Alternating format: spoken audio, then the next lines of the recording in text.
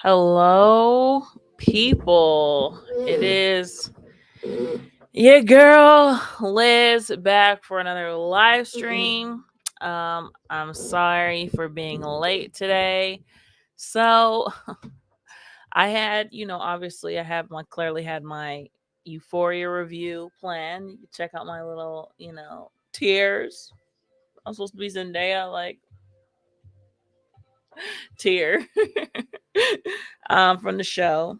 So tell me why your girl realized last minute that I didn't actually watch the finale. Oh my gosh. So anyway, I just checked out the finale, and it has been a wild ride. I also so Monday's show is actually gonna end up probably being 9 for the next weeks because I have training with my dog. So training with my dog ends at 7:30. So there's just like no way I can try and rush home and to start streaming at 8. So I need time. So streams are gonna start at 9. That's a little bit late, I know, on the East Coast, but that's where we are right now. So anyway, I took a lot of notes for this. Euphoria has been a wild ride. Everybody, is talking about it. And some of the things that people are talking about online are, I was actually surprised to see that something that people are asking is like, is Euphoria actually a good show? Or I'll see people say, is it mid? Like, is it not really that good? And I'm just like, I'm a little bit confused by that. But we're gonna go over it. And we're gonna look at some of the things people are saying about Euphoria. Of course, we're gonna go on Twitter and see what people are saying about Euphoria, and I'm gonna go through all the characters. And talk about them. So um on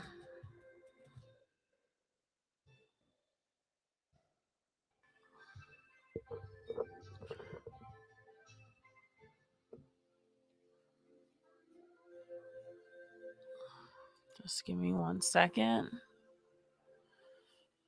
So we had a lot, obviously. If you're watching this is spoilers for Euphoria. So if you don't care about being spoiled, or whatever. So my dog, I'm letting you know right now, buddy, you better not start with me. It's like as soon as I get on the stream, they just want to they just want to I just got a crazy ass text from Khalil.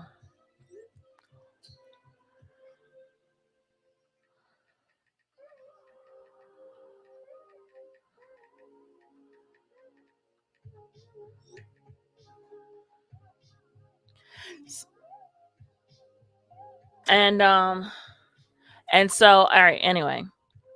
Right, so Euphoria, let's start with our main character. Oh wait. Oh yeah, wait, I forgot that this is a call-in show too. So yeah, I don't know. I basically was saying, in my last show, that I think I'm gonna make every show a call in because I just like talking to you guys.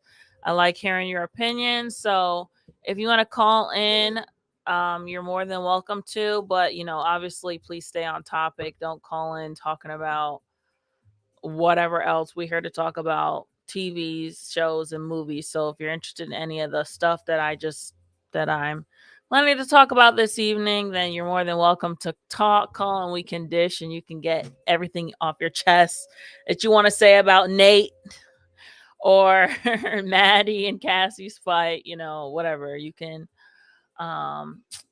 wait, what is going on here? This thing is so slow and it's so annoying. I gotta. Oh, also, I don't know. You guys probably don't notice it yet, but I got some new Windows 96 music. So we gonna be grooving. I haven't listened to this album.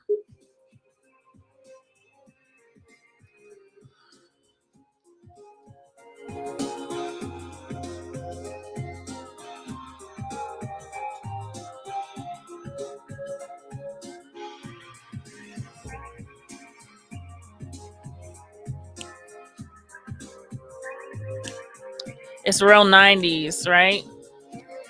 Yeah, when I come through, I just wanna be with me and you. We can sit all night by the beach. We can give one grape, one each. I don't know. But anyway, yeah. So I got some new music, which I'm excited about. So, all right, hold on. I'm still getting my links again, y'all. I'm sorry for being late.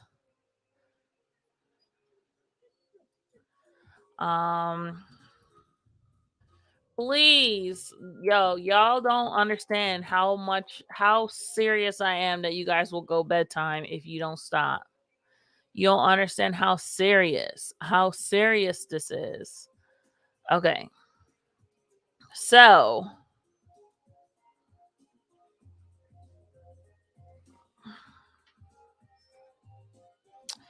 all right, I'm trying to set up the call in link. Just let me set this up. And make sure y'all give your girl some likes. Hit that like button. Follow the kid. Follow me. Make sure y'all give your girl. Oh, my voice. So cringy. Likes. So cringy. Oh, but the video quality is not that bad. All right. So,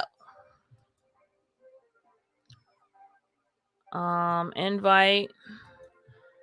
I'm so mad, that this girl doesn't watch all the things. So she can actually. I need to. You know what I need to do? I need to do my I'm looking for a co-host thing. Well, I look kind of ugly. I don't know if I'm gonna be able to do it today. Maybe I'll do it after this. We'll see. Or maybe tomorrow. I look kind of ugly. I don't want to invite someone while I'm looking real ugly. You know what I'm saying? Anyway, all right. So we have our call in link set up. If anyone is interested to call in and talk about Euphoria, then please do so. So, all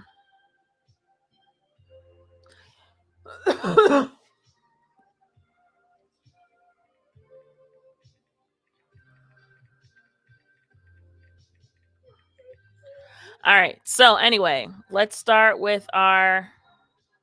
Oh, King says you're gonna replace me. Yeah, bitch, you about to get replaced. Did you see how you was on that last stream? You was like, didn't have nothing to say. Mum's the word. You didn't say anything. So I don't know, but I know I'm not gonna replace you. I'm not gonna replace you, but I don't know what to do with you. Like, I want you, I want you to watch the shows and stuff so we could talk. You should have been watching Euphoria. We could have been talking about Euphoria. I think it would have been really fun. You know, it would have been really fun. Like we could have done this. So whatever. But I am gonna try and find like a co-host, semi-co-host for Monday nights because it's just more entertaining with another person. Like, so, oh, they have it where you can add a second camera on here. That's pretty cool. Anyway, so let's talk about Rue, played by the Queen Zendaya. So, Rue's character this season. Basically,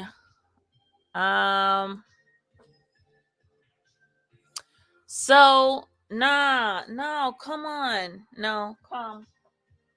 I'm not playing with you guys right today. I'm not playing. Bedtime. Bedtime. Bedtime. You too. Come. Bedtime. Bedtime. Good boy. Good boy. Yeah, I'm not doing this today.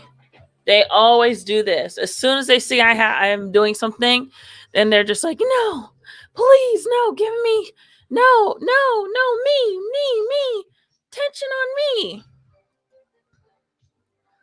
me. Yes, you can watch Euphoria on my Hulu. I have HBO through Hulu.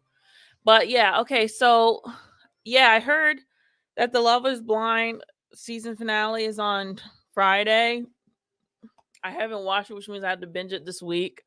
Which, okay, I guess. Love is Blind seasons 1 was very cringy, and I had to fast forward through a lot of it.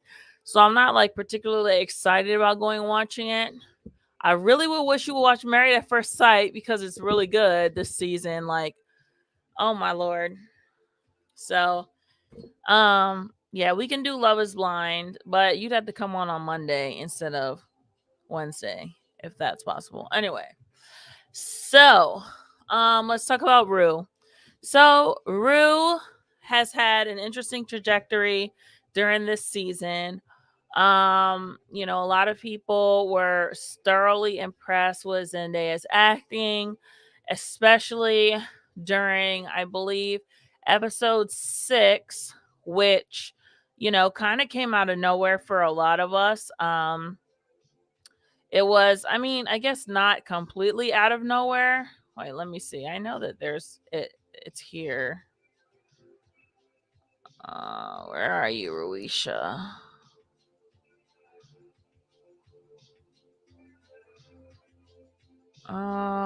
Anyway, yeah, so Rue, whatever, it doesn't matter.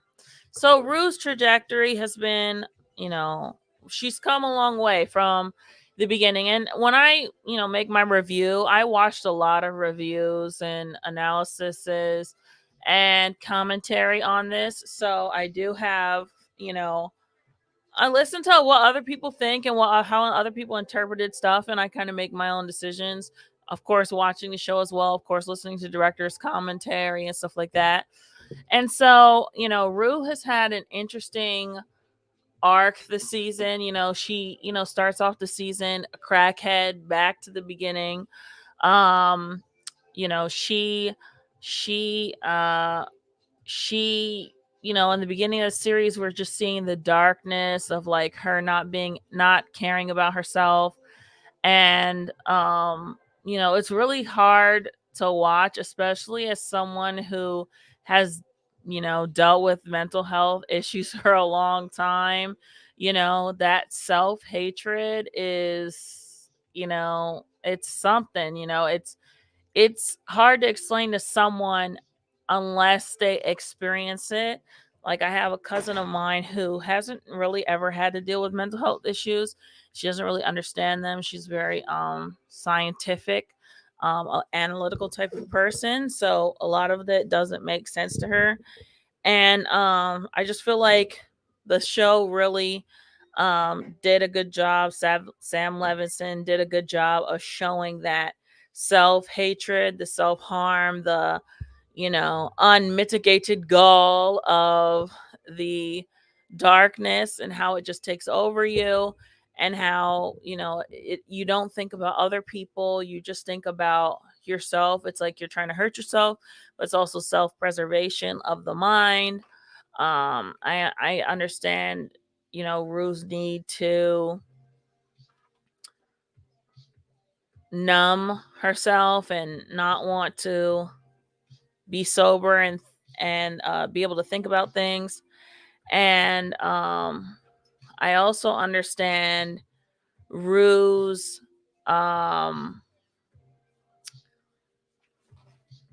fear of being sober. you know I hate the way I hate the fact that I say every 2 seconds. I'm trying to say less knows and likes, like, yeah. So yeah, Rue's desire to not be sober, and her completely avoiding it because all right, there's this thing with those of us who've, had a hard have had it hard, I'm sorry. Now I'm going to notice myself saying it, and you probably are too, but um something about a lot of us that have had a lot of hard things happen repeatedly, that at some point it can become a part of your identity almost, that you are just someone who struggles. You're the black sheep, you're the bad one. And I think Rue is kind of accepting. She definitely fell into the villain role. She just fell into that, um, you know, that darkness, and it seemed like on some level she liked it. She didn't care. But it was nice to see. But a lot of people like that, we oftentimes also beat ourselves up. Even though we've had a lot of stuff happen to us, we still beat ourselves up, like, what's wrong with you? You're a failure, you're stupid, you're this, whatever. And by the end of the season, as the director's commentary, and obviously you can see that for Rue, it was good for her to see her life, and like for her to see herself and see her life and kind of look from the outside instead of being on the inside and judging it and living it. She's able to see her outside herself and kind of really actually feel bad for herself, and like not beat herself up, and realize that um yeah, a lot of stuff did happen, and now it's about what do you do with it. I definitely relate to that message. I've been through a lot of hurdles and obstacles myself. I've had a lot of loss and a lot of disappointments, and and I'm personally, for example, trying to turn my pain into something through streaming, through my creativity, through um like my art and stuff like that. And I think Rue is starting to realize that, yes, that she has had all this pain and stuff in her life, but that there could be an after, that there is a way that you can transform what's happened into something else. I don't think that this is the end of her drug abuse journey, but it's possibly the catalyst or turning point to, in the future, helping her get to a decent place.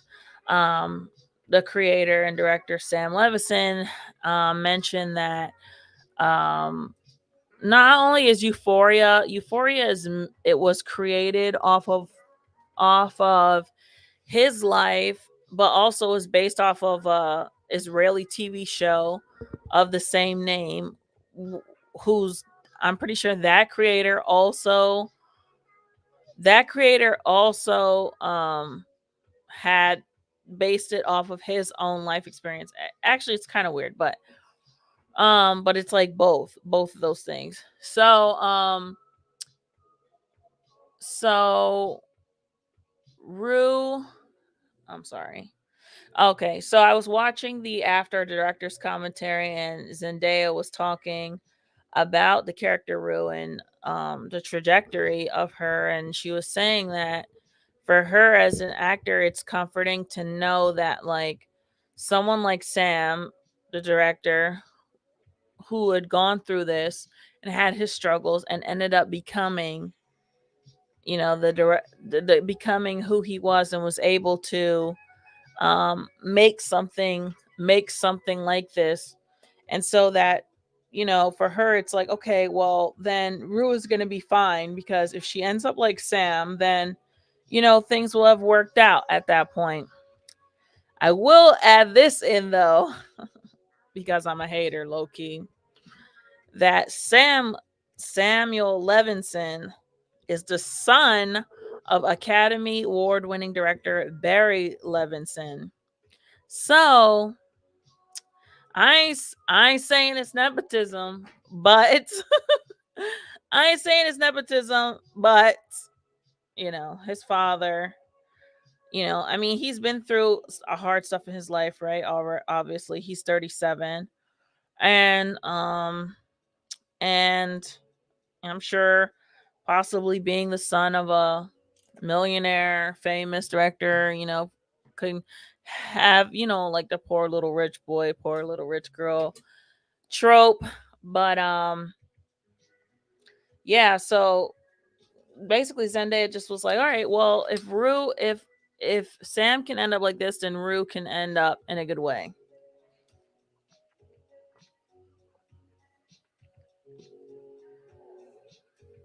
And they renewed the show for a second season. I mean, a third season, which is good, should be interesting. But you know what?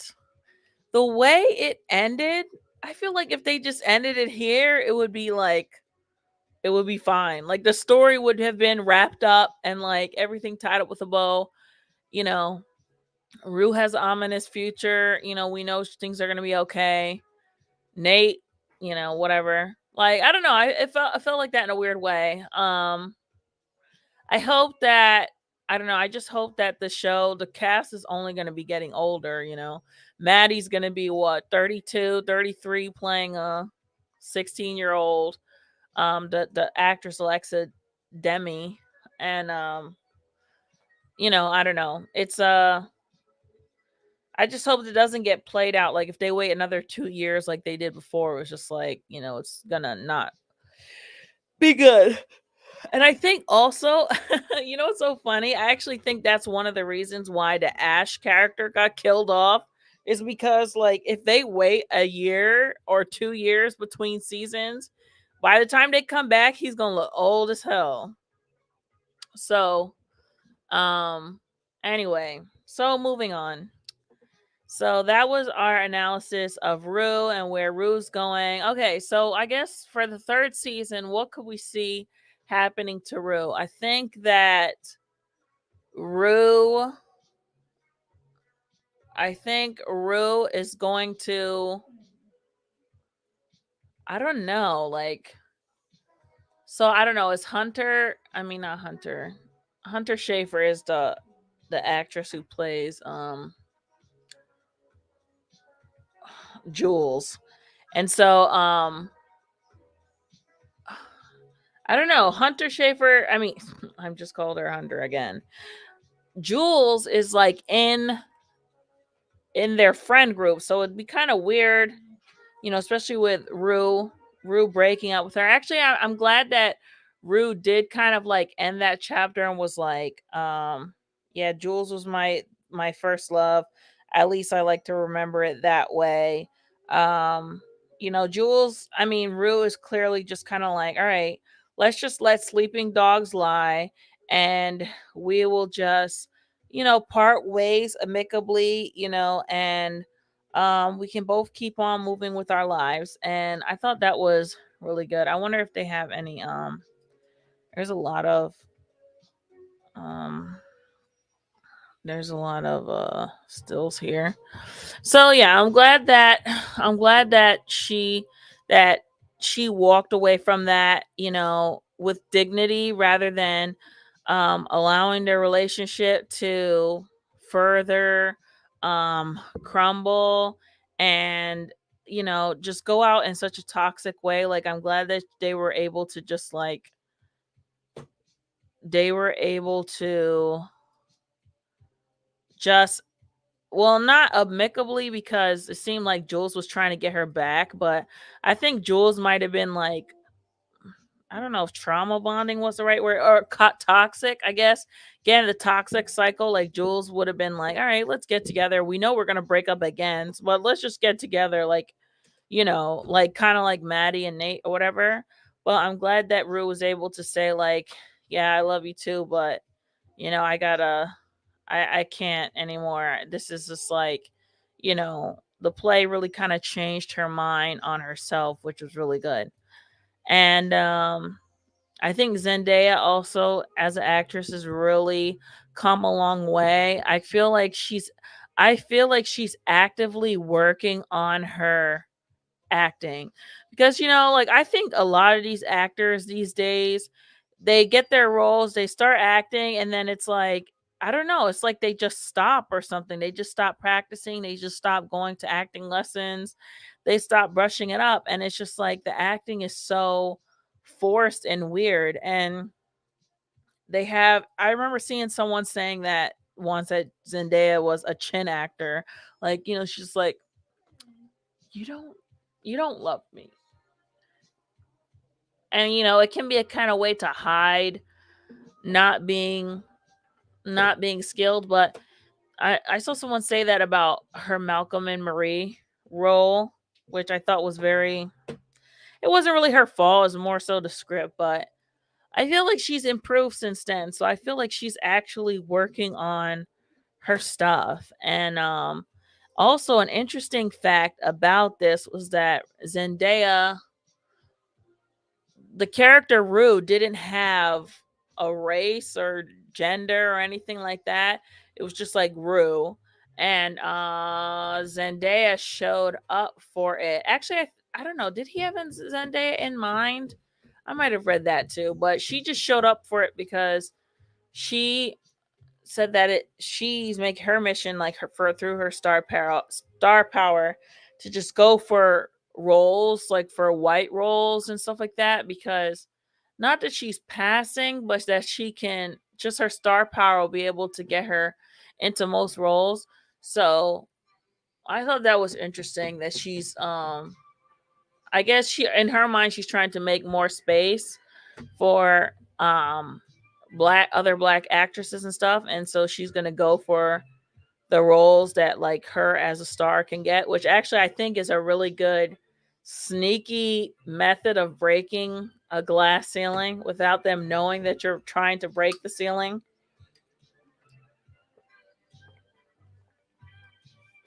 So um yeah. Let me see. Did they have, so actually they have a whole bunch of, they have so many stills here, but it looks like it's all mixed up. Like, there's some season 1 in here, some season 2 in here, but there's a lot of good stuff in here.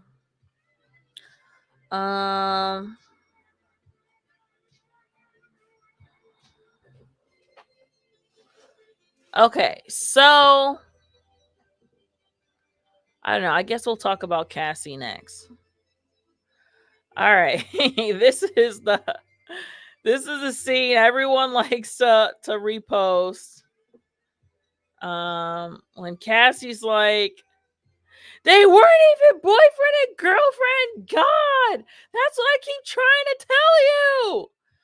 Homegirl was really losing her shizzle dizzle. Let me see. Hold up. I forgot. I know how to do this now. Sweet. I can switch. So yeah, on these the film Instagram is going crazy over Euphoria. They're posting a lot of stuff. I saw this posted a couple times comparing Margot Robbie and I, Tanya to to Sydney Sweeney in Euphoria. And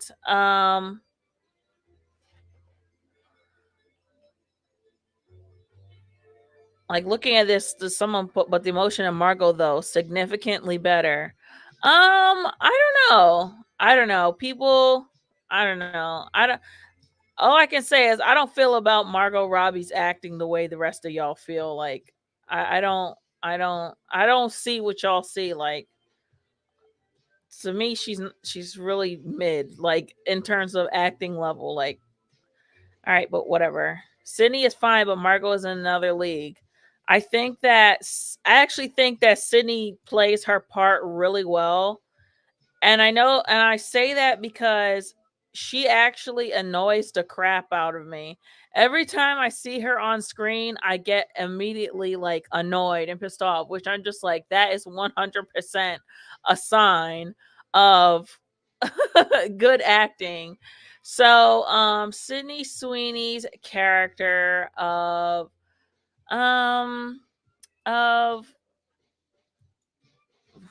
fuck, why is it slipping my Cassie? You know, Cassie is a popular girl, or the most popular girl, who's Maddie's best friend, and they just take high school by storm. And she's actually a very interesting character, and I feel like she's probably one of the best characters on the show. I didn't even talk about Rue when she okay, whatever. Let me write that down. I'll talk about that later.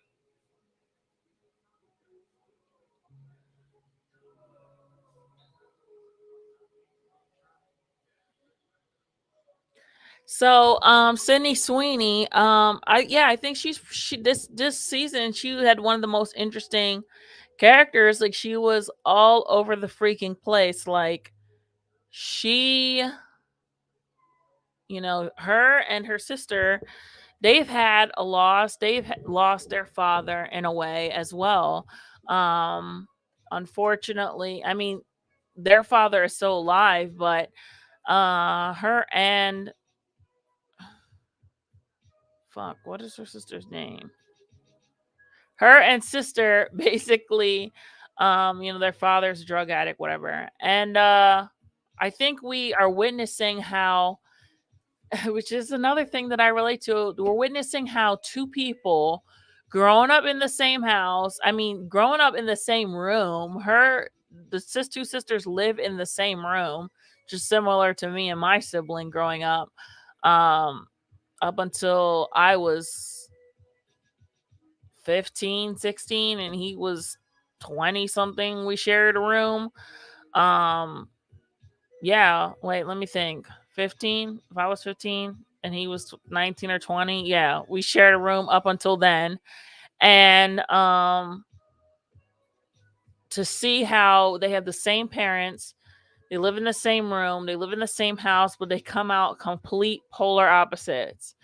And that whole looking up to the older sibling, and seeing how they're popular and stuff, like, I relate to that too, and um not I didn't really experience living in the shadow, but wanting to be like that person. And so Cassie, this is a big thing, is that I think all of us had a Cassie in our high school, right? Like, a girl was popular, she developed early, she had boobs and she had a nice figure, and like a lot of guys wanted to date her, but she was very lost, right? She was never single, she was always in a relationship, hopping from one relationship to the next. Um Sending nudes to guys when they ask, and then they're sending it around, and they're like, she's easy, whatever, she's fast and stuff. Like, the girl who's just like looking for love and affection in pretty much every guy that she meets, right? We know this character, we know her, we probably even be friends with some girls like this. And so yeah, there was, I can literally picture in my head the girls in my high school who were like this. And even the girls who slept with their best friend's boyfriend, and to see like Cassie, she just wants, you know, someone to pay attention to her, someone to be addicted to her, someone to give her love and stuff like that. And I think one of the reasons why she went after Nate is because he's like the number one guy who's just not giving her the attention that she wants. And he basically, like, with him, like, he's got some narcissistic tendencies. He's like a psychopath, sociopath, but she he likes her because she's always going to be chasing him. And I think that's one of the reasons why she likes him too, is because she's always going to be she's always going to be chasing him down. She's always going to have somewhere somewhere to go with him. She's not going to be able to trust him. He's terrifying, and it's just so sad to see, like, even looking at this picture, how she just completely changed her identity just to be more likable for Nate or whatever, and they don't care now. They don't care who knows that they're together. And she just is trying to dress like, close to how Maddie looked. And she just changed her whole identity. And I think that if, like, let's say there was a punk rocker guy who was interested in Cassie, she would become a punk rocker chick and wearing a necktie and all kinds of stuff. Like, she really wouldn't care. She would just become whatever a guy wanted her to become. And so we all, yeah, we know, it's very simple to just call it daddy issues.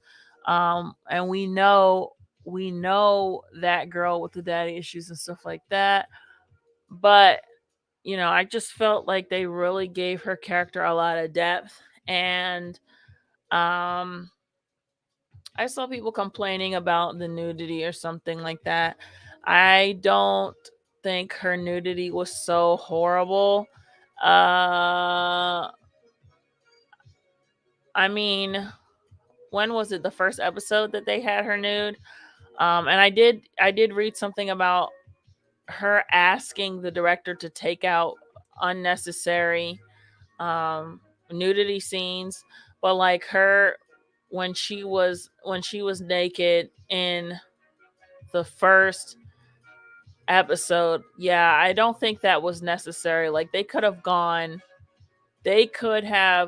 like, the show really didn't need nudity. But like, I don't care, like, whatever, it's HBO, like, it doesn't really bother me, like, but I know people, when they think about like high schoolers and stuff, like, you have to be careful of like how you're, if you're sexualizing them and stuff like that.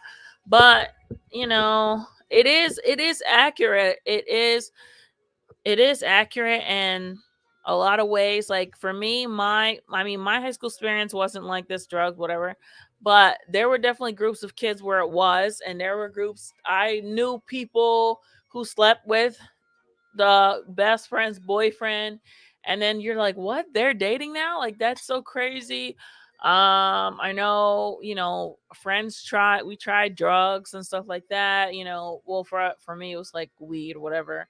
Drinking, yeah, we tried drinking. um you know, we had a camp out. I remember one time we planned a camp out, and our parents just thought it was just like, oh yeah, we're gonna camp out in the backyard and it was gonna be fun. And like, our parents all knew each other so well that like, it was okay. It was okay that it was boys and girls. So the idea of like boys and girls sleeping over, I know some people's households that wasn't allowed. But like, I had a friend, let's call him S. He used to sleep over at my house all the time. And it was my father knew his father and his mother, and we've been friends since 6th grade. And like, our families just all knew each other so close. So it really wasn't a problem when S came over and slept over. And actually, two friends, S, a girl and a guy, and we would have sleepovers, and he was straight and he had a girlfriend, or like, different other friends, like, so it wasn't a problem. Like, we would have guys sleep over and stuff sometimes, like you see in the show. And going to a friend's house, skip school. We left school early. I'll never forget the time me and one of my friends, we left school early. It was an assembly, and we just ditched after the assembly. We were like, let's just leave. And we just totally left. We were like, yo, we're so bad. We ran, got our cars, and my friend ended up turning into her driveway too close, and she scraped the car with she scraped like a long ass scrape from the mailbox. She's like, fuck, shit. It's like, damn, son, one day that we like skipped class, you just had to like F up your dad's car, like, whatever. So stuff like that did happen. To this day, I can't drink. I hate peach flavored things because, when I was with my high school friends, we drank so much peach flavored Bacardi that we were literally projectile vomiting. Like, it was so we just was like, let's drink more, let's see what happens. Like, oh my gosh, it was horrible. Like, my friend was like passed out on the floor. I think I might even have a picture of it still, like just passed out, just like oh man, we were just, I don't know, we was just wilding out. So, it happens. Like, I didn't have a lot of sexy time, but my friends, some of my friends, they were sleeping around and stuff like that. So it does happen. It is based in reality. And like I said, Cassie is one of the better characters written this season. I think for season 3, where can we see Cassie? I think, you know, she said that at the end of the episode, Maddie said to her, "This is just the beginning." I feel like that meant like this is just the beginning of you being embarrassed and ostracized. I feel like it's possible that Cassie might be a social pariah. Oh, that would be a good storyline. Little Miss Perfect becomes a social pariah next season for what she did to Maddie. And people hate her, people possibly bully her. And she might go gothic. Like, this is what happens in high school, right? She might go gothic. I knew kids in my school that they were cool, they were preppy, whatever. One day, then over spring break or the shortest one I remember was over Christmas break. A girl literally went gothic over Christmas break. And it's so funny because I'm like, oh, you must have been like thinking about this for like a long time. And she went gothic over the spring break. Like, just came back and was just wearing band t-shirts and black and painted her nails black and Converse, and just like it was a total like 180.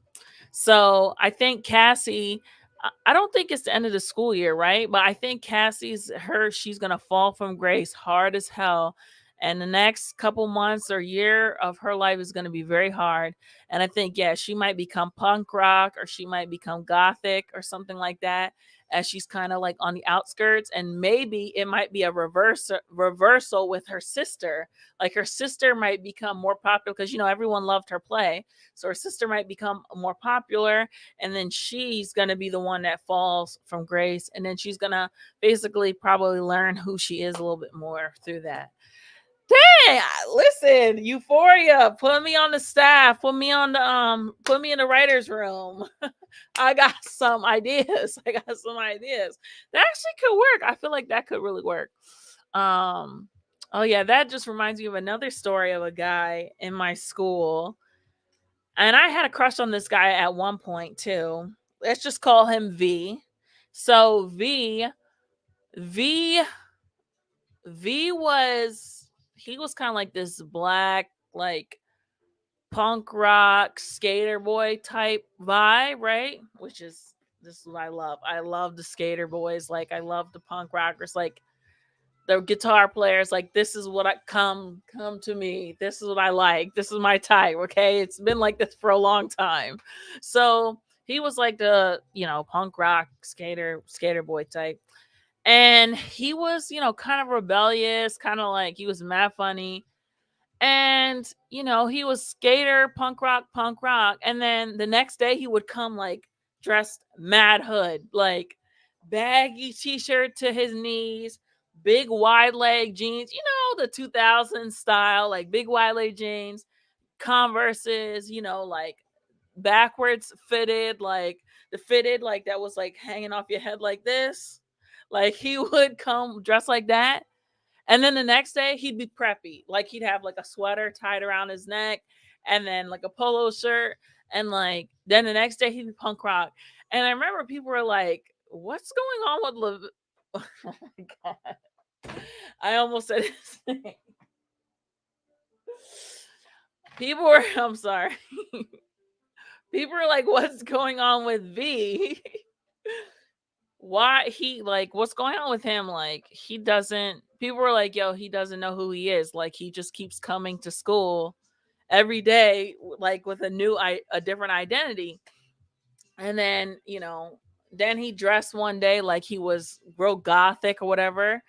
And because there's a difference between like a punk rocker and like a skate, like there's a punk rocker and then there's a skater style, which is like Volcom, Stone, PacSun, Zoomies, and then gothic is like Hot Topic, black nails and stuff like that, and like sleeves with the black and white stripes, and maybe your hair is spiked in a mohawk or whatever. And so he would, oh, I have somebody calling in. Let's see. Hello? What's good? What's good? Hey, what's up? Let me finish telling this story real quick and then you can give me your commentary, okay? You good? You good? Okay. So yeah, the kid, so he would dress like this from day to day, this kid in my school, right? And then yeah, people were like, what's up with him? What's wrong? Like he doesn't know who he is, like what's going on? So eventually I think he left school at some point, like he didn't come back. And then I found out like kind of years on that he was transgendered, and then he ended up, I think last I heard, transitioning, or yeah, like when he left school he transitioned. And I was just like, that's so crazy to see, I guess, the early stages of what that process is like. Someone who like clearly doesn't know who they are or where they stand, and they just like he literally was like trying on identities, like different, and not that necessarily you have to wear like your clothes are your identity, like you're a prep or you're a punk rock or whatever, but it was like it seemed like that. It was just like just didn't make sense, like how he was doing that. And then yeah, last I heard he's transgendered. But I haven't seen him as her or anything like that. Now, anyway. So, hello Kevin, how are you doing? What's going on? I'm doing. I'm doing all right. I'm doing all right. How are you doing? I'm doing good. So, do you want to talk about Euphoria? Do you have any commentary? Did you finish the Man, finale I'm not. yesterday? I'm not even finished with the finale yet, so I shouldn't be on here spoiling it for myself. But man, the Oh, twists are crazy. I don't know who's gonna die, and it someone's makes gonna me sad. die. You say you feel like I someone's gonna feel like it. die. Okay, Yeah, how long have you been listening? I've been listening for like 5 minutes now. Okay, all right. So, all right, I talked about stuff, but it was a little bit earlier. All right, so you've seen up until the finale. You've seen up to episode 7. Yeah, I've seen up until then. We haven't watched the finale yet. We're finna watch it when my girlfriend get out the shower. Okay, so what do you like the season? You heard what I was saying about Cassie? I don't know. Well, like what was your favorite part? Who's your favorite character? Like talk to me. Tell me what you like Mm, about Euphoria. I'm gonna I try and would see if have I to can say bring up some FEZCO is my pictures. favorite. Why is FEZCO Fesco would your have to be my favorite? favorite character. Why is I'm that? going with them. I love the vibe, man. I love the vibe. I You feel like like how you talk I like don't know. this? You be like, yo, what's up? What do you mean? What you talking about? Oh, I that's how you mean, talk. I mean that might be part of it, but I feel like I don't know. I feel like he portrays his character really well, and I liked his story. Okay, so I don't remember. I'm trying to bring up some photos of him. So what do you have like a favorite moment? Like what do you think about him and I forget what the sister's name. Like what do you think about them getting together, like that pairing together? Did you think that that was a good pairing? I don't know, man. That What do you was mean you a don't I know? don't know. It was unexpected. It was unexpected. Do you think that they have good chemistry together? Like, could you see them actually being together? No, I really don't. I see it No, more of me a. either. I see it toxic. You see what?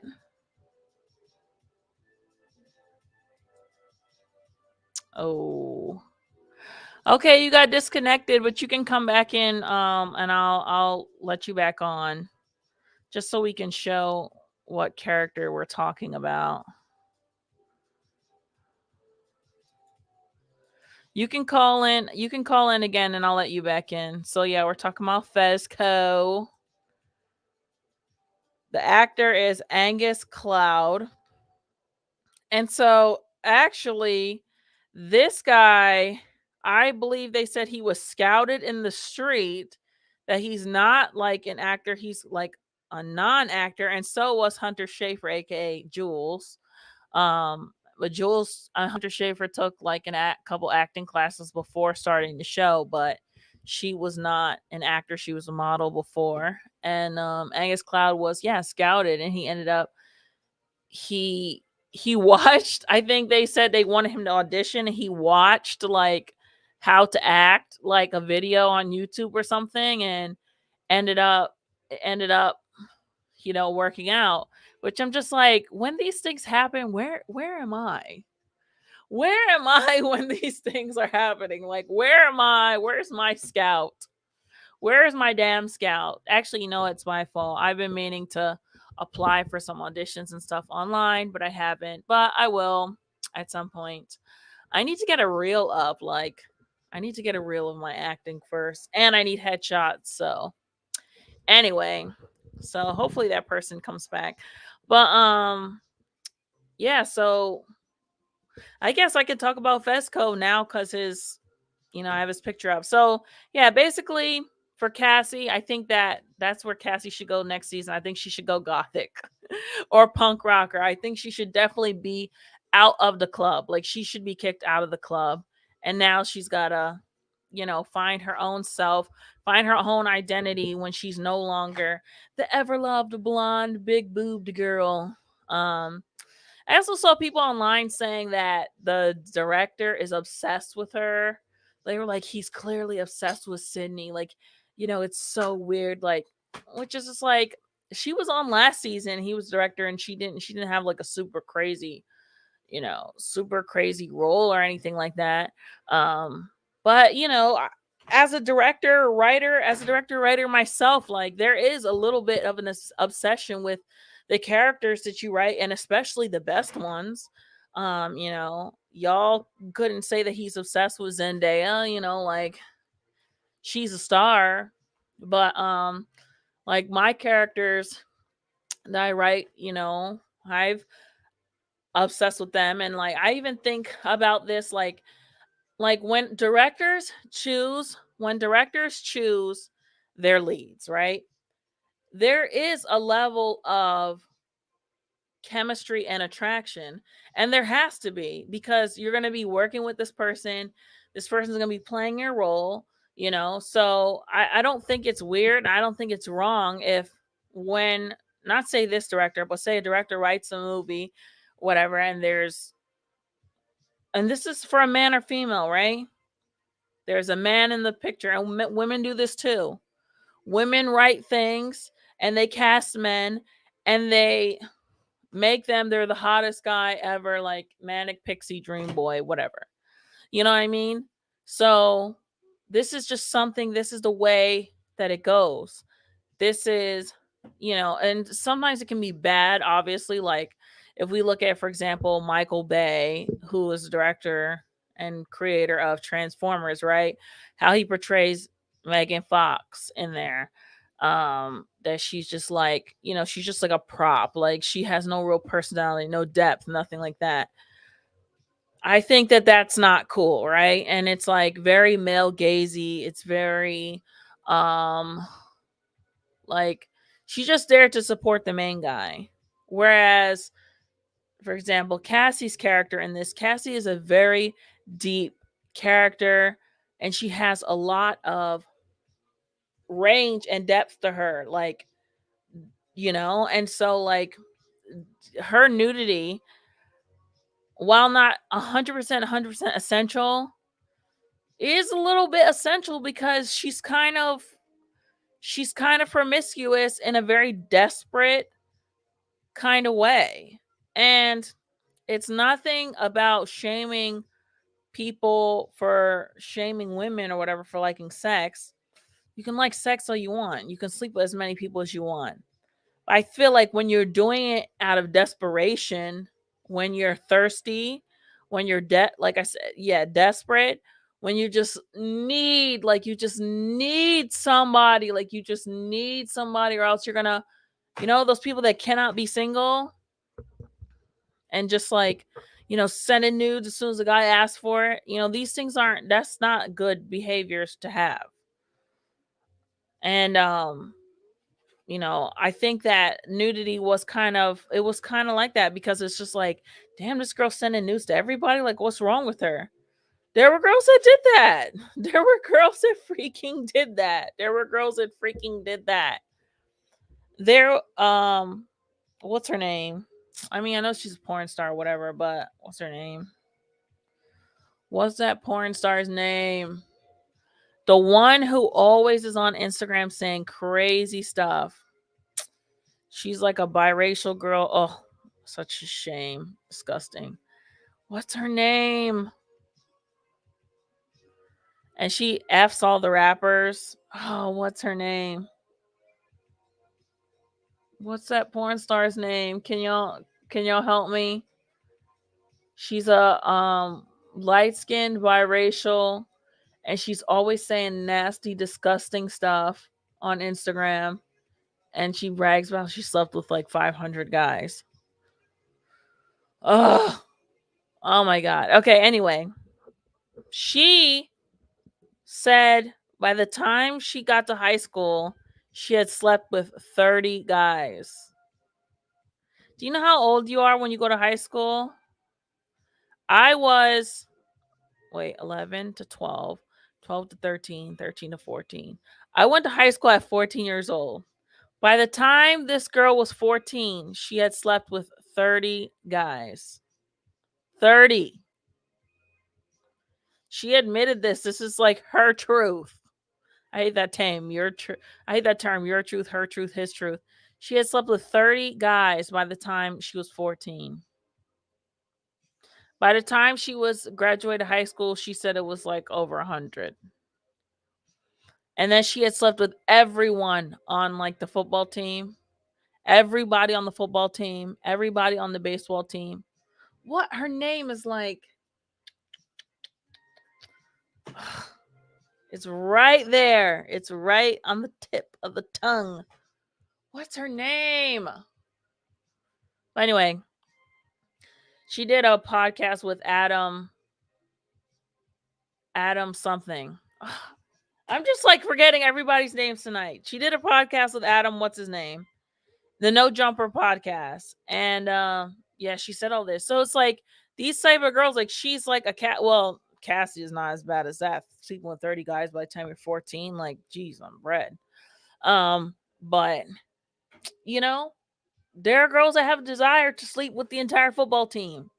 You know what I mean? I'm sure that a lot of you guys probably know there was a girl in your school who did some shit like that. Or the entire soccer team, or half of the soccer team, or something like that. So, whatevers. Anyway, like I said, there are spoilers. Maybe I should put a oh no, you should know already that if you're watching this shit that there's gonna be spoilers. But anyway, so FEZCO's character. Fez's character on this show. So this season, I feel like the first episode or two was kind of slow. But we started out with Fez picking up some drugs with Rue in tow. And they ended up picking up this other girl, this other bitch, this other crackhead that they was hanging out with, who I believe he's looking at in this picture right here. Yeah, his character, I don't know. I actually don't really like his character, to be honest. Like it's very clear for me that the actor is obviously a non-actor, which, I guess is fine. But I just he talks like this and he's like, yeah, so what are you talking about? He just sounds so unintelligent and just like whatever. I mean, there's a place in this world for all of us, right? But I wasn't too fond of his character. And I think he will live. I think even though he was shot, he will live. Um, but uh, it was cute to see though that he, Cassie's sister, they're like building a friendship, leading up to a relationship, I guess eventually romance or whatever. And it was cute to see him, be happy about something for once. Maybe he talks like that because he's like super depressed or something. But it was nice to see him. It was nice to see him be excited about something for once, and he put his little suit on and stuff like that. But I think that's just probably the universe stopping them from being together in some way, the way that it wasn't able to go down. And so his new crackhead roommate, where's she at?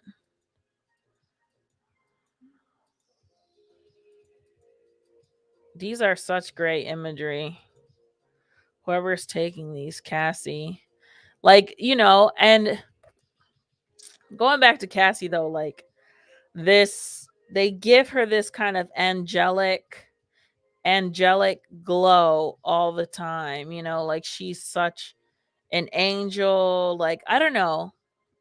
Yeah, the director, honestly, she probably is a muse for the director, to be honest, because she does always have this angelic glow or framing or beauty. She's got the best makeup, outfits, and she's had a lot of stories this season. So, but I mean, he's married, but I mean, I guess that don't mean nothing. But this is actually very interesting because she's supposed to be naked here, right? And look at her whole ass and crotch is to the audience.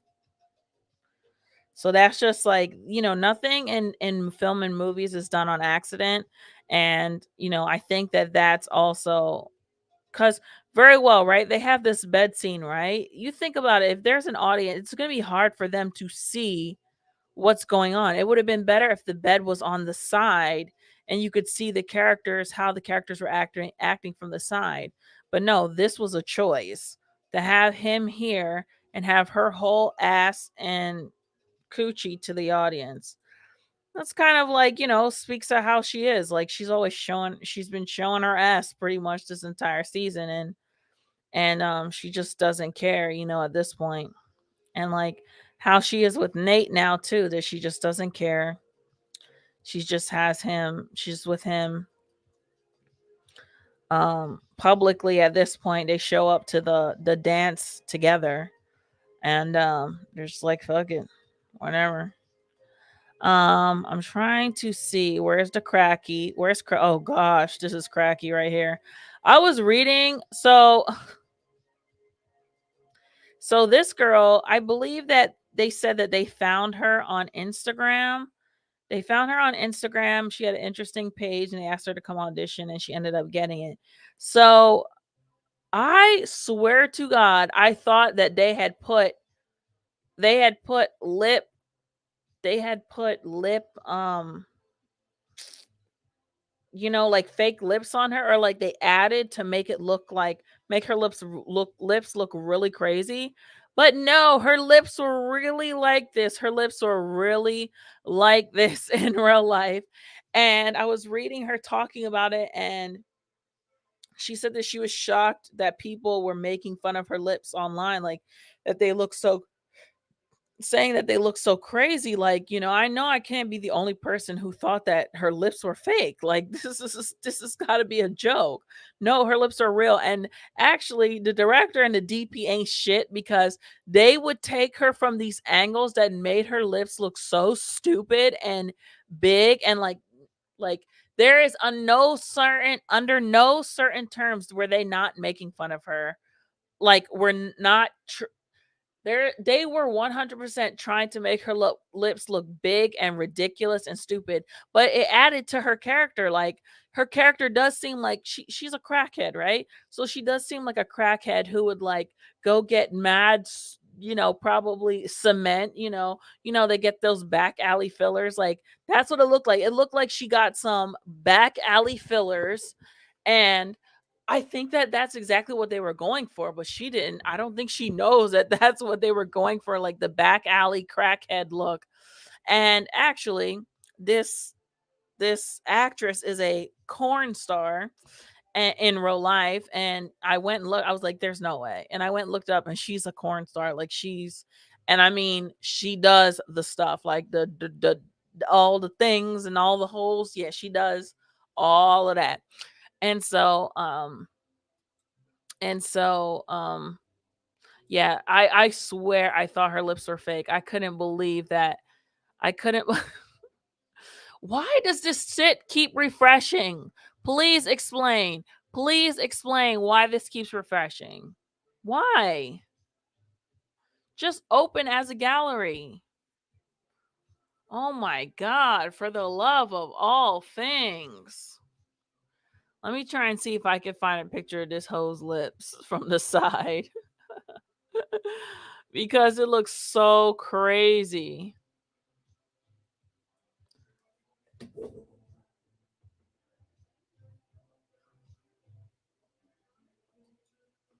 There's gotta be a picture.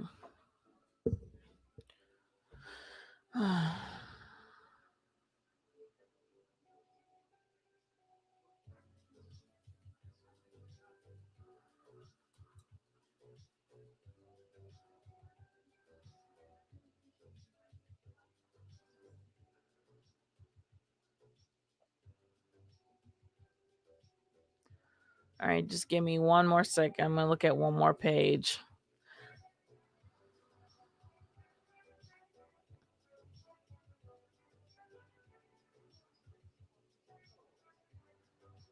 Okay. No. Anyway, so yeah, her character, yeah, she was interesting, and I like how she and Fez connected, and she liked living there and staying there with them, and more power to her, I guess. Um, and I like how she did try to protect them at the end. I think that Fez, oh yeah, you can't really see her lips here, but they was crazy. I think that Fez, I think he is gonna do jail time. I think he is gonna do jail time. Um, Obviously, because he has a lot of drugs. He has a lot of drugs in the house and stuff like that. Um, so yeah, I think he's gonna do a lot of jail time.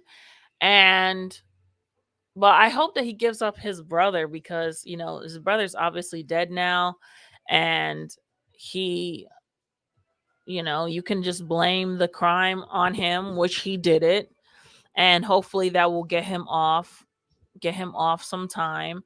Or I wonder if Fez is going to, in the future, possibly, I don't know, it might be interesting if he works with the police to take down the lady, the main lady who supplies him with the drugs, the kingpin or queen pin.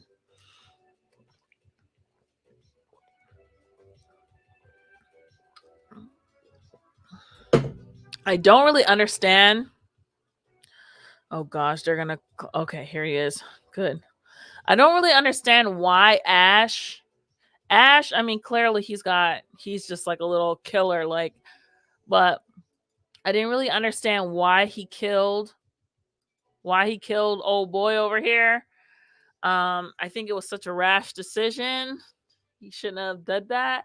And then I also don't understand why he was on a suicide mission. Like, why did he get all the guns and go into the bathroom and be like, all right, I'm going to try and kill as many cops as I can? Like, I don't understand what that was about. That was kind of weird. So, but it was sad to see him go. But I mean, I guess when you live in that thug life and you're like 12 years old, you don't really have any kind of care or anything for the future. So, yeah, that's that. Now let's move on. Maddie, I guess we talk about Maddie, and then I'm gonna talk about Nate, and then we'll move on. So I do like the idea of this play. I thought the play was really good to wrap up. I mean, I know it's a show, but I did feel like the play was a little bit over budget. Like the play, I'm like, how the hell did they make these sets? Like, this stuff costs hundreds and thousands of dollars. Like, I remember my school. Oh my god, I don't want to get the number wrong. I remember my school put on Beauty and the Beast, and they had rented or borrowed the real costumes from the Broadway production, and it cost some absurd amount of money that we could not believe that the school paid that. I don't know if it was like 50,000 or something like that, but I don't know, maybe. Well, I think, obviously it's possible that they made the money back from the show, because I went to an art school, so our school did put on a lot of plays and shows and stuff like that. And so yeah, maybe they made the money back with some extra profit or whatever to put on a really good show. But yeah. I yeah, that was my only thing. I was like, the play was, it was a little much. Okay, so right, all right, so we have Maddie. So Maddie, played by Demie, who is an interesting actress actually. I don't think she has much acting history, but she's kind of like, I don't know, just from my research, like a socialite, I guess. Like, she knows a lot of people in the fashion world. She, was, yeah, like, to me, I think she's like a socialite from LA. And no, actually she's not from LA.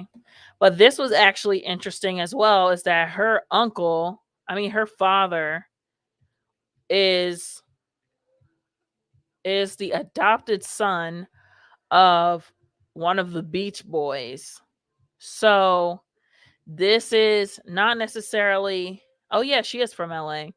So yeah, and that's the thing too. Once you grow up in LA, a lot of people in LA do end up in the industry, because obviously it's the thing out there. So she's like a socialite, knows celebrities, knows fashion designers and stuff like that. She herself was a designer. From what I read, she had a sunglasses line. She was like bedazzling these sunglasses in the early 2010s. Crazy. She's like my age. Like, she's like 31. And she I mean, she looks young and stuff, but I feel like she doesn't look young enough to play a 16-year-old, but whatever.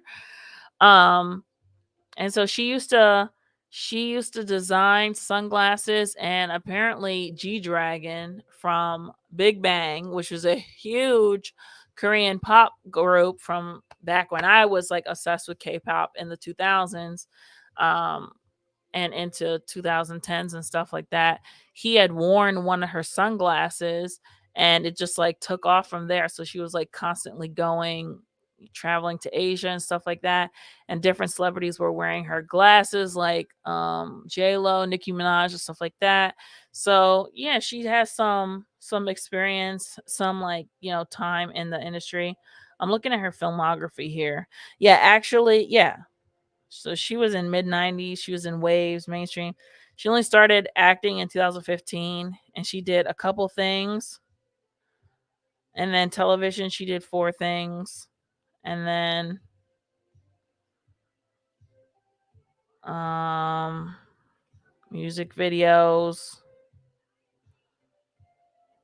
director.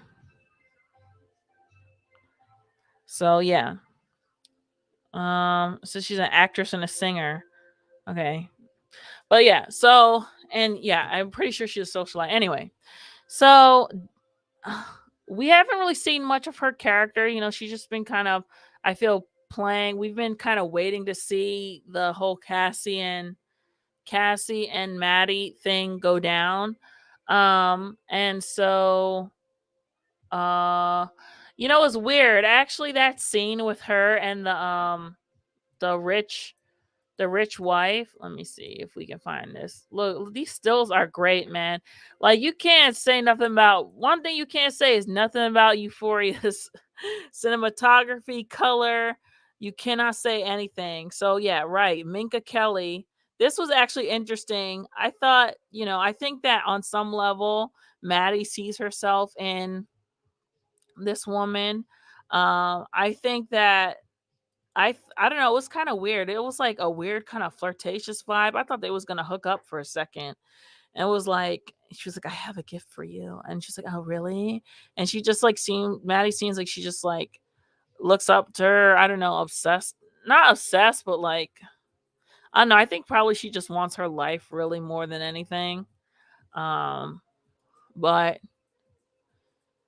yeah, I like her 90s look. Like, this look is very 90s. Like, I feel like her looks, a lot of her looks obviously are unrealistic, and that was another criticism I was seeing online too, that people were saying that their clothes and all this stuff is unrealistic, which I do think a lot of it is unrealistic, but there were a couple girls that not all the time, but sometimes would literally wear heels to school, and I am like, how the fuck did you do that? Like, some of them would just get like super dressed up. Um Chris Knows says Selena Powell, the IG girl that gets with lots of rappers like Snoop. No, not Selena Powell. Gosh, this woman's name just tip of my tongue. She's actually like really good friends with Brittany Renner, the Instagram influencer and Thotimus Prime. I'm just kidding. Um, what is her name? Oh, the girl I'm talking about is half black, half white. She's biracial. And she is raunchy. She's nasty. She's nasty, let me tell you. Her stuff is nasty. She posts videos of her S and D on Twitter, like stuff like that. I can't think of what her freaking name is. But anyway, so yeah, Maddie. Um, one thing that actually that I really, one line I really love that they put in here, which I'm just like, I guess I need to do more research on the writers of this show. But she was talking about being in the right relationship, or like being in relationships, like wanting to get back with Nate because of, the toxic cycle. And they had talked about her being in a healthy relationship. And she said something like, I don't know if that's going to be enough for me. Like, and for me, that spoke a lot because it just seemed like she doesn't know anything but toxicity.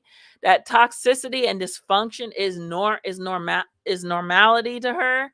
So it's like, if anything is like healthy or less, it's gonna be boring. It's gonna be uninteresting.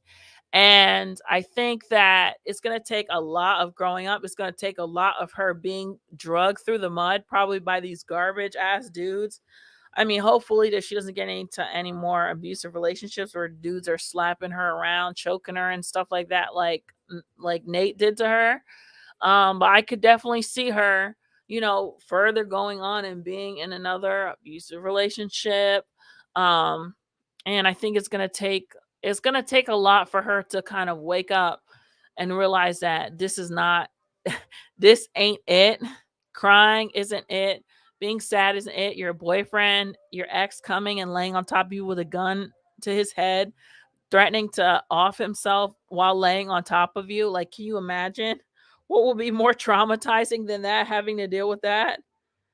Um, so yeah. So next season, how I look forward to her character, I feel like this betrayal by Cassie is also gonna offset Maddie.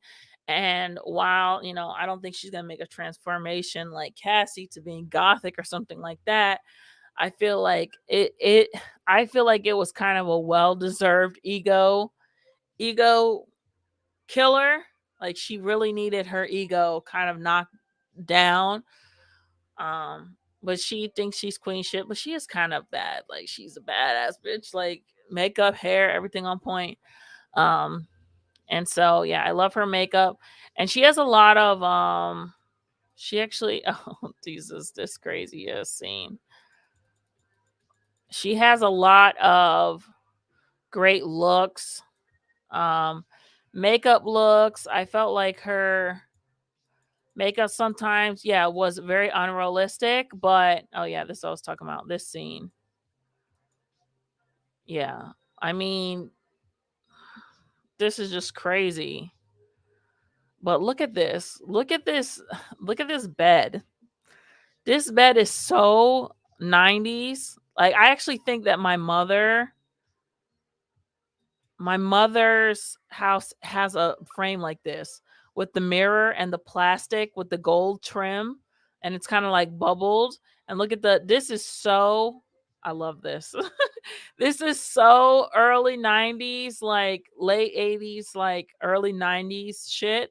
It's like everything that they do is so handpicked, so coordinated. Um There was another thing that they did. Look at this shit. Look at this. This dude is out of his mind, man. And I love the fact that her hair is jet black too. I think it's really nice. And they really, and also made me think too that it's like, damn, you really don't be seeing Latinas and Latinos on TV. Like, she's Latina, right? Let me just double check. Oh yeah, she's Mexican.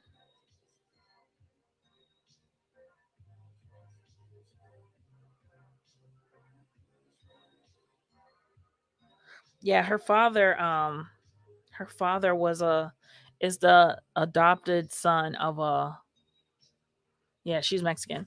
Yeah, so it made me, yeah, made me realize that, like, yeah, you really don't see Latinas and stuff. And it's like she's just playing herself, you know, she's not playing a Latina, she's just playing like a person. And like she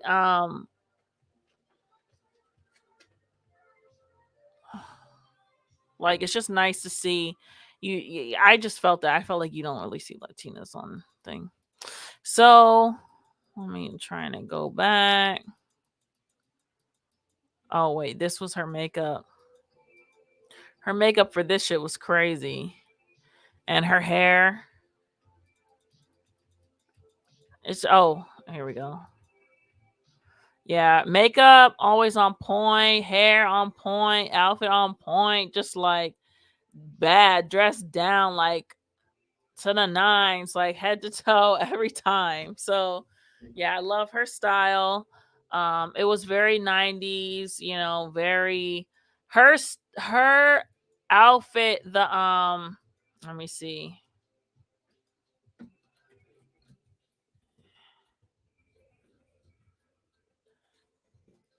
Her outfit this episode, on the first episode of the season, bad. Bad.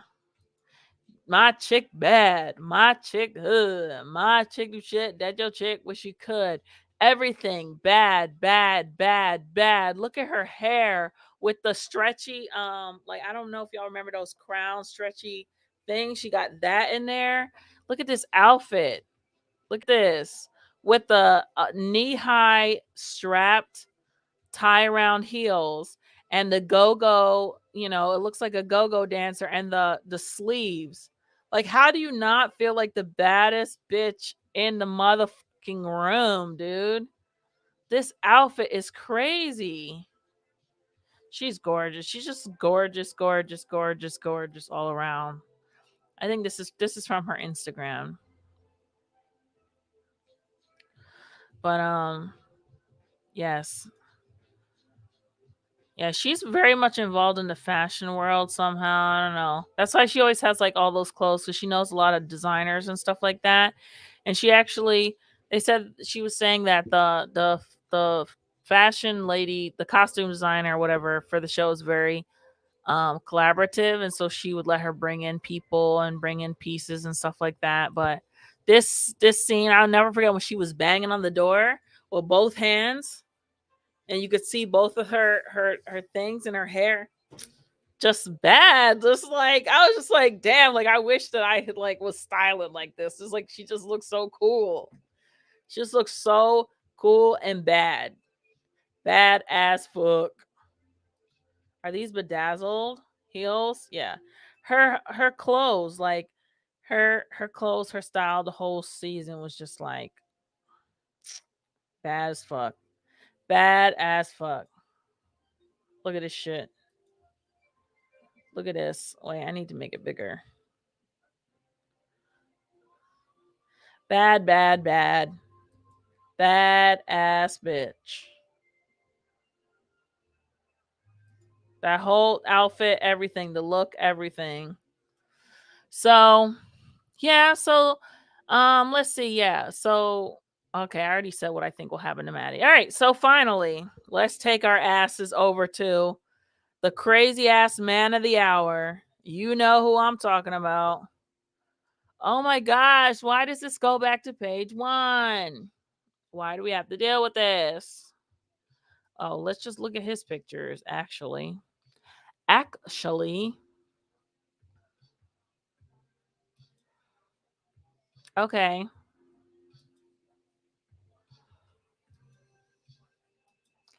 So Jacob Elordi. His name is Nate Jacobs, isn't it? Right? Or no? Am I thinking of something else? Nate Jacobs. Yeah, his name is Nate Jacobs, which is interesting because they made this actor's name is Jacob. So whatever. Wait, what is this? Oh yeah, this scene. This was actually crazy, and I didn't understand this. And I'm glad that at the end of the scene he pointed out that it was very homophobic and that um it just didn't make any sense. It didn't make any sense. Um they were really trying to make it seem like he's gay or he's fighting something or maybe he's bi or something like that. And wait, what is going on? I thought we were on Jake's page. Hold on. You bastards. Hold on. Oh my gosh. All right, so I actually have some Nate's some notes that I wrote down about Nate. So Nate is also one of what I would say the better characters on the show. He wait, why is this doing that? So I click on the picture and then you take me back to the main. What kind of sense does that make? What kind of sense does that make? This system is so stupid. Are y'all seeing this? IMDb, y'all gotta like, what is going on here? I'm gonna have to send them a message and be like, do you realize that you have like a glitch on your thing? Oh my lord. Why is this doing this to me? And of course, it's just taking forever and ever and ever to load. Let me close some of these windows. Ugh. Jacob Ellerty, please. Oh my god, are you kidding me? Stop. All right. Whatever. Let me just talk in the meantime while this stupid ass thing keeps loading. So, Nate. Nate had a big character. I mean, Nate is just a scary, crazy, psychotic a-hole generally. Photo, do I have to click photo gallery? Like what is going on here? Oh my god. This thing has to be so stupidly made. So look, this is what's happening, right? They have the full gallery of pictures. I clicked on the actor to look at pictures of only him. Only him, you hear? Look, there's 142 photos of only him. Okay? Now let's click a picture. 142, keep that in your mind. Why does it say up here now 171 of 1672? Because it's taking me to the main gallery. So then when I hit next, you would think that it would give me another picture of him from the gallery that I just clicked when I clicked on his name. No, it doesn't. It goes to the completely other gallery. It makes no sense at all. And then if I hit close, it's going to take me back to the main gallery on the first page. What the hell? Makes no sense at all. What is the point of having a preview pop up like this on the screen if it doesn't close and take you back to exactly where you were before? What sense does that make? It makes no sense at all. None. Anyway, so I really hate like stupid like that, like incompetent shit like that. And this website is like a big ass website, makes a ton of money. Anyway, Nate is crazy, but Nate, really do think Nate is kind of a psychopath. And I honestly think season 3, I don't think he's going to get any better of a person. I don't think he's going to do better in any way. I think he's going to continue to be a piece of shit. And I feel like he's going to continue to get away with shit. I don't think he's gonna go back to Cassie. I don't think he's gonna go back to Maddie. I don't know if maybe once and for all he'll explore his crush on Jules on the low or in the sneak, whatever. Um, as for his dad, that last episode when they showed him having a nightmare of his dad on top of him, I was glad to hear that his dad didn't actually, R him, and that it was just a nightmare that he had because um he had seen his father's pornography, which I think brings up a very interesting conversation about corn that nobody wants to have, obviously, about how corn really does affect the brain and how it really affects our society. Because I don't know if y'all remember, I think it was like a month ago that Billie Eilish, the singer, has said that she had first saw corn when she was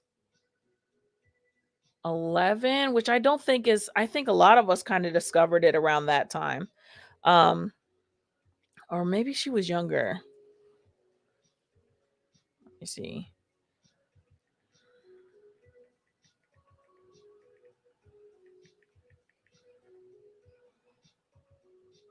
11. She said that the consumption of corn since the age of 11 destroyed my brain. I think I was probably around 11. Actually, I think I was a little bit younger than that. I remember the first, well, this is, I don't know if this would count as corn, but like one of my uncles had like Jerry Springer Too Hot for TV. So it was like a collection of Jerry Springer episodes where women would get naked on the show. And so it would show like women dancing very seductively and stuff like that. I mean, my cousin, another girl, we would just like secretly watch it. And I think probably maybe around 10 or so, I would see like the Cinemax at night stuff on demand. And I think also downloading stuff like from LimeWire. Sometimes you would download something and you think that it's one thing and it ended up being corn. And so that definitely happened to me more than a couple times, thinking that I'm downloading an episode of a show or a movie or a song or a music video or something. And a music, yeah, whatever, and it would be corn.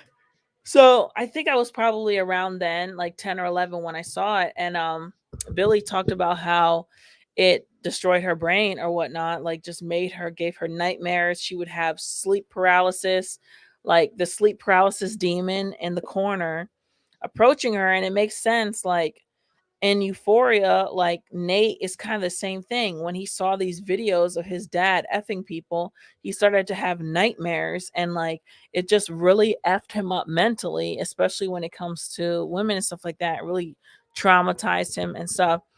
And I think made him very angry and just like, and this is something that isn't really talked about that I think brings up a good conversation. I hope that it does bring the conversation to somebody to talk about um, in depth.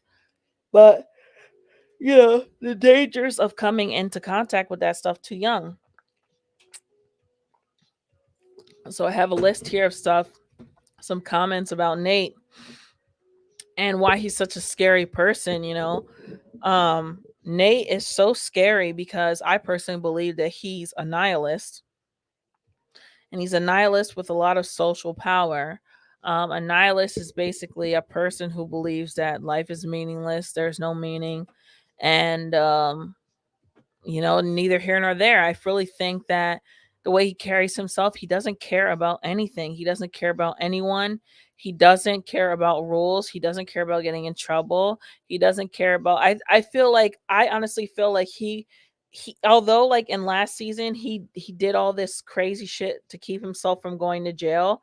I feel like he wouldn't even necessarily be afraid to go to jail. I just feel like he doesn't want to go to jail because it would be inconvenient for him. It'd just be inconvenient for him, which is just like total psychopathic behavior. And he obviously has a lot of social power. So like someone like him doesn't I mean, someone like him, I guess you would say they don't have a lot to lose because he doesn't care about anything. Should definitely be afraid of people who don't care about anything. Um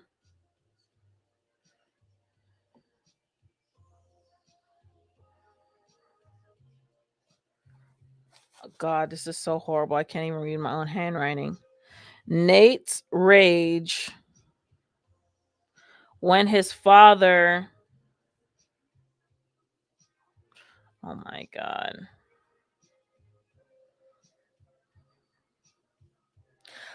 Okay, so yeah, from the I don't know if it was from last season when him and his dad started fighting and his dad was holding him down. His dad was on top of him and holding him down to stop him from hitting him. And in that moment, his dad, who was, a much older guy, was stronger than him, even him as a young person. His father was stronger than him. Actually, men's strength is scary. How strong men are is scary. Like, I remember one time I had a guy I was dating who I was playing with. I mean, this happened more than once. And like, literally, these guys were not even like built, muscular, or anything. A lot of them were slim, slender guys. And I remember we were playing fighting or something, and like, they pinned me down or like held my hands, and I was trying with all of my might to get away, and they were just like they were so much stronger than me, like so much stronger, trying with both of my might, and one of their hands was like able to hold down, like still not shaking, not anything. It's like, whoa. And then like, I think that's one of the reasons why Nate, let me see if I can actually find it, because that clip is very crazy. When he started having a total, I don't know, it looked like he was having a psychotic break, to be honest with you. Um when him and his dad was fighting, and he just started banging his head on the ground and freaking the F out, because I think that he didn't like, in that, he's someone who needs control, and in that moment he didn't have any control, and was um his father was much stronger than him. So we gonna have to watch this on mute so HBO don't come and get my ass.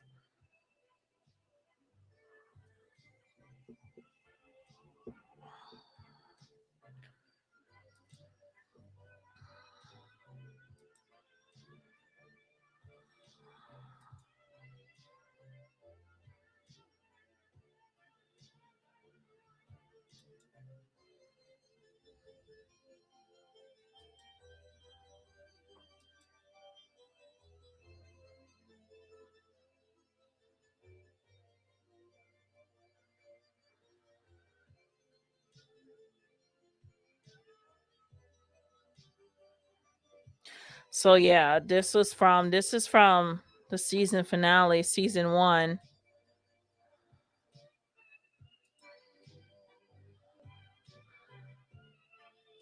He's measuring himself up to his dad.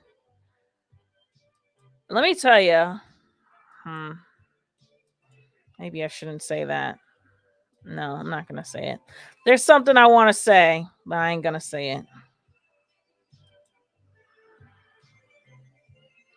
Let me just say, I'll just say, if you witness something like this, it is scary to watch.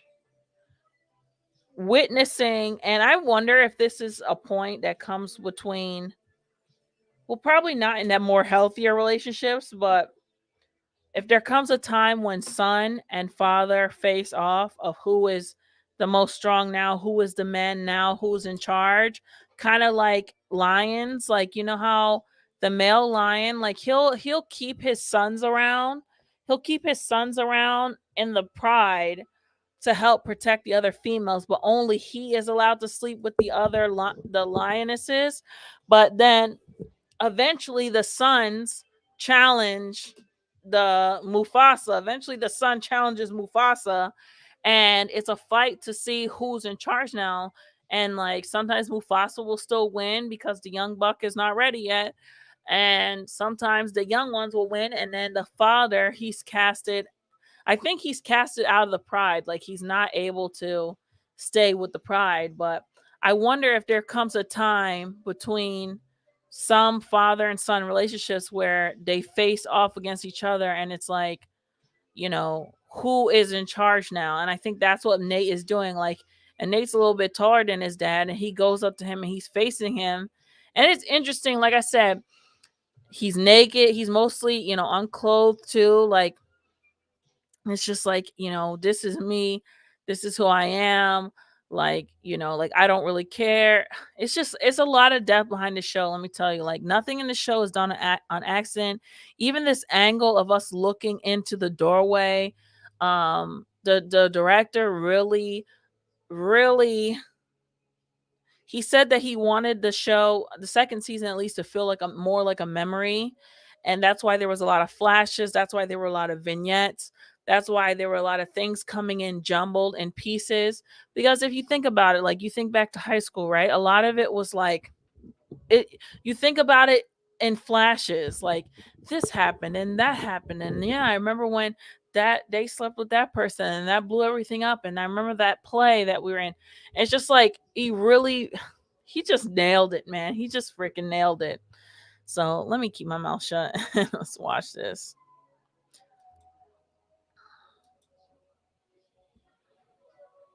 So then he pushes at him, and his father takes control of this shit fast. He takes it fast. Nate thinks that he's crazy. He thinks that he's stronger, but he's not. He's not stronger. Look at him. He threw him around like a rag doll. He's so mad. He's crying because he's so mad. Look, and he's got his arms. He can't move. He looks like a little boy. He's so mad because he cannot control. He's not in control. His father is too strong. So then this was crazy. And he just starts slamming his head on the ground. Like his dad was like, "Oh shit, yo, this I removed the N word from my vocabulary, but this is one of the moments when you wish you could say it. This crazy. Oh shit. This motherfucker crazy. Yo, let me get up out of here. Let me get up out of here, man. Like this dude is tripping. So yeah, this scene that was crazy, like just watching him like how he gets when he's not in control, like he can't stand it, so he just slammed his head on the ground. But as we saw, oh wait, let me finish reading my notes. Okay, so that was that with his father. With his dad, I'm glad they gave us the backstory on the dad. That he was gay. I think honestly, if the dad would have been able to go to college, I think, oh, I have him up. I have this tab up open, so this is perfect.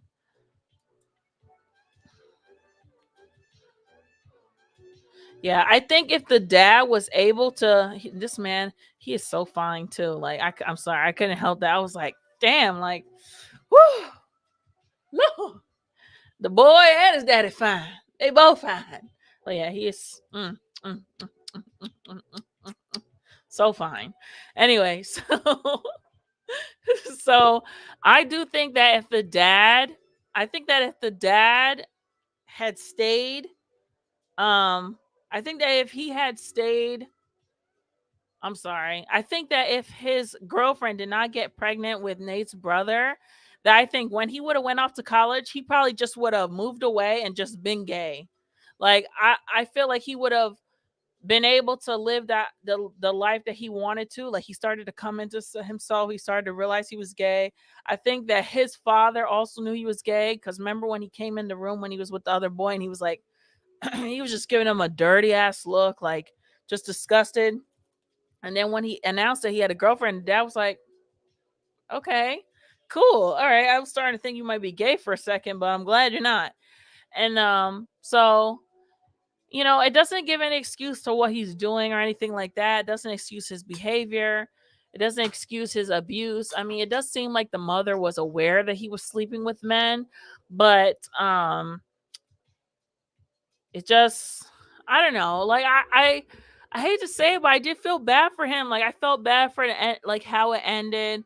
I think obviously distribution of corn for minors is obviously illegal, and I think he will do some jail time, and then obviously he's gonna come out and he's gonna have to be an offender.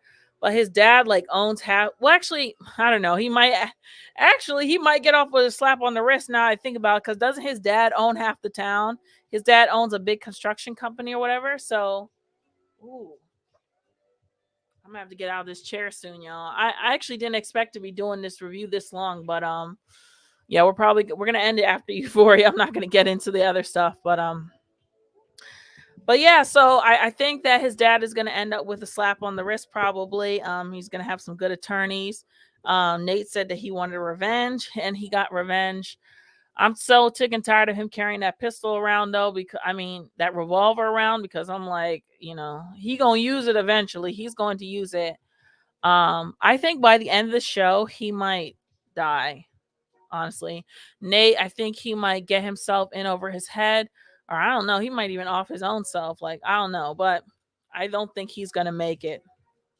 So, my last notes on Nate is that he's dead inside from his childhood trauma, was to show.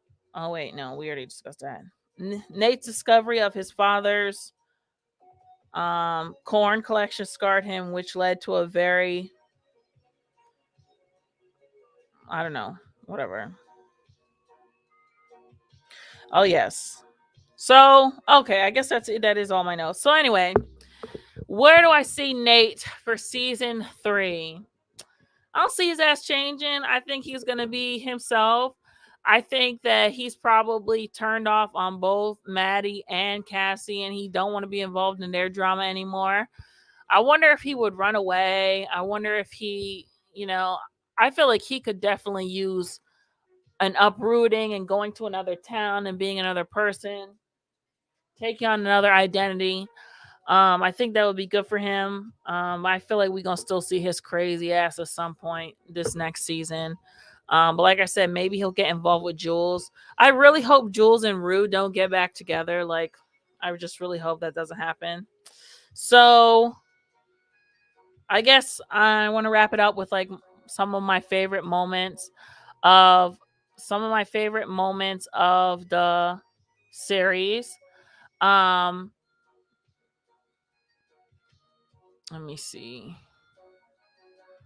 I want to be able to show y'all. I want to be able to show 6. All right, page 6.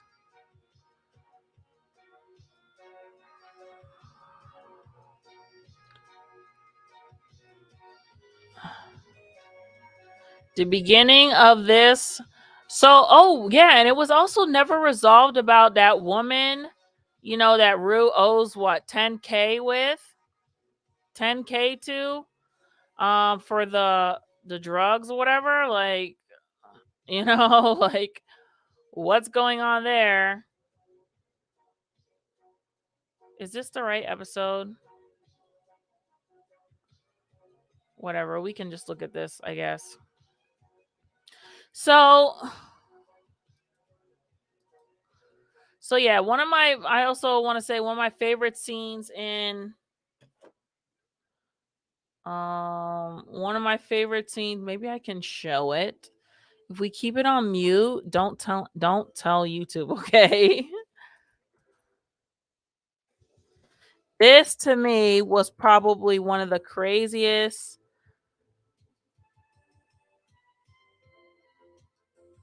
moments in the series for me, and it definitely was from the big episode, the one that really came out of nowhere, that you just kind of, it really showed, I felt like it really showed us what addiction was.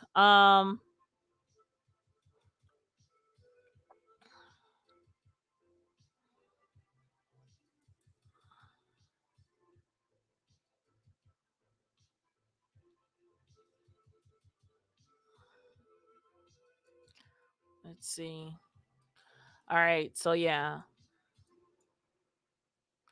I feel like this really showed us what addiction looks like. Now, I have history of, like, in my family, addiction to cigarettes, addiction to alcohol, light addiction to alcohol. I had some family members that were, like, obviously clearly alcoholics, like, bad, but they weren't very close to me. It was just like I kind of saw them at family functions and they were like the drunk. But it was never anyone that I knew that was very, very close to me. There was a lot of cigarette smoking close to me, um, and some weed smoking, but I never had, like, you know that kind of drugs, those kind of drugs in my family. But this, scene, when they started this episode, I thought it was just gonna be the beginning. Like, I wasn't aware we were about to watch some crazy ass, like, like, hold on, that it was gonna be like what it was. And I feel like Zendaya really, like, I mean, she really showed out. She really showed out here. And this was crazy. And I feel bad for her mom. A lot of these moms, they just, this was the crazy part to me. When she just was kicking in the fucking door, like, this just shows, like, such deranged insanity, knocking things over, screaming at the top of your lungs, and you're just scared, like she's just like, this shit, man. When she started slamming her back and her head against the door, like, there was another show. What's the one on HBO? Mayor of Easttown. Yeah, man. Like, this, I can't imagine how scary this is to deal with someone addicted like this. Like, I would just, like, I don't know.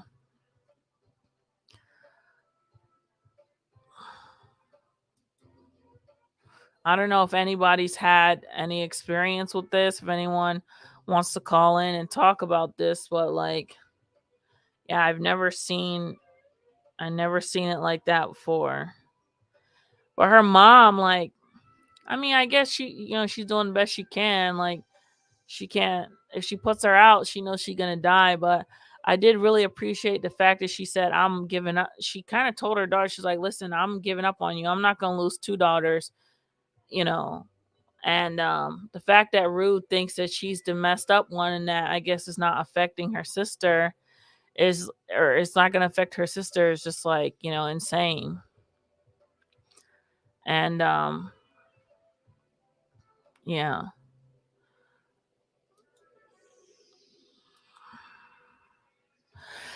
Yeah, so that was probably, yeah, the craziest scene for me. A lot of people talked about a lot of imagery, that really famous one with Cassie, with the flowers. And actually, I wanted to see, you guys know which one I'm talking about, the Cassie with flowers. Hold up.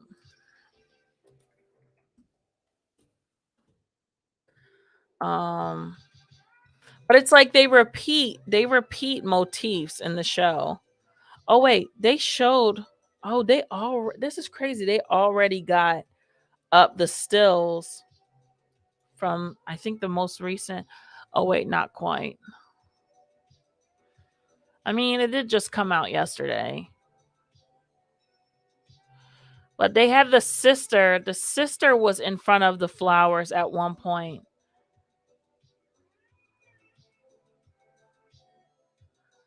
Do they have it?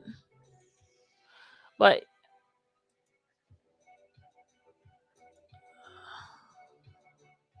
oh wait, let me see.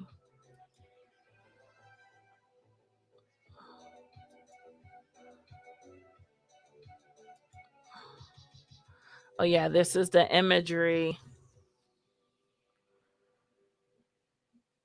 The imagery of Cassie.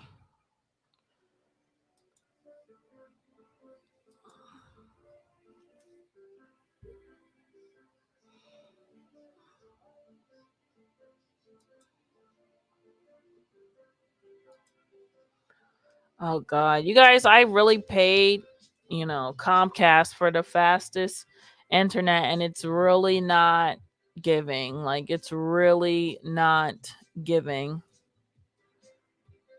But yeah. And they said that this was based off of like a Mexican painting. You guys, I would definitely recommend watching some cinematography on Euphoria on YouTube, because a lot of people are actually sourcing the references. I mean, obviously, if this is interesting to you, but there's a lot of people sourcing the references, and so this was based off of a Mexican painting. Um, it's kind of creepy. It is very much like, Mother Nature, like Garden of Eden. Oh my gosh, Chris knows. Tiana Trump, that's who it is. The name was just on the tip of my tongue, and I just couldn't think of. That's the corn star I was talking about earlier, who said she slept with 30 guys by the time she was in 8th grade. Oh my gosh. That's her. That's her. That's the one. That's the one. So, yeah, there's a lot of what's her name, man? What's Cassie's sister Euphoria? I don't think they're gonna have the LEXI.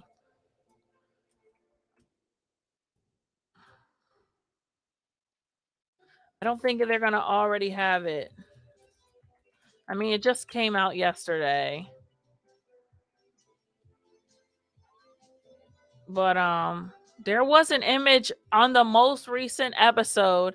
There's an image of LEXI in front of flowers, and they're very delicate though. Like, she's wearing the flowers. The flowers are on her bed. The flowers are on her drapes behind her. And oh god, I could probably bring it up, but let me see. Let's see how quickly. Actually, I might be able to bring it up kind of fast. All right, let's close these other windows because we're not going back. But I just want to make a point. Like, this show is so curated down to the T. Everything about it is just so, it's just so manicured. So, okay. Actually, let's see. Let's see. All right, we might have the episode here.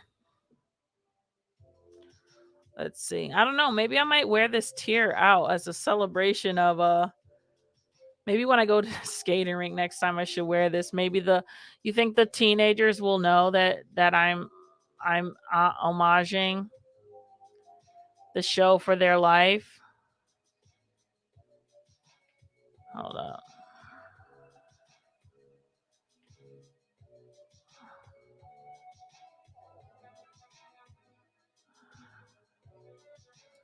Wait a second. All right, just give me 1 second. I'm getting there. I'm getting there. I'm getting to it.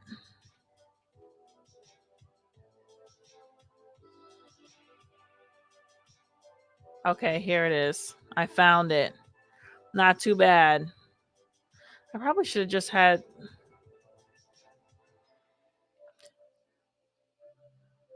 Okay. All right, can y'all see this?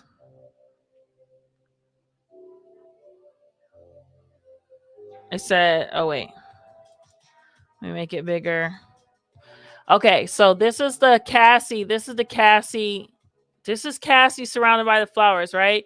She's crying, They're making her look like, the queen mother, Mother Nature, the sad girl, like thing. And so then in the end, they're showing LEXI, who is kind of on the top of the world right now,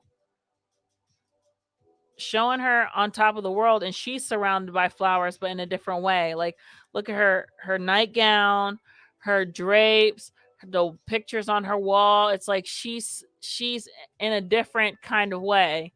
And there was also another scene too where she was like surrounded by weeds. Like there's no way that they were doing this on accident. Like they were trying to show. So I think that Lexi, I think that this symbolism, one of the last shots of her in the film, I mean in the show, is showing her blossoming. Like this, like that's literally what it is. It's like it's showing her blossoming as a person. And like look, she's literally covered in flowers, and like I think that was like a butterfly or something, or like a dragonfly, and flowers in the back. And like, you know, she's had a great show. And yeah, I think, let me see, there was also a part 2 when they were sitting on the ground. I think there might have been more flowers here too.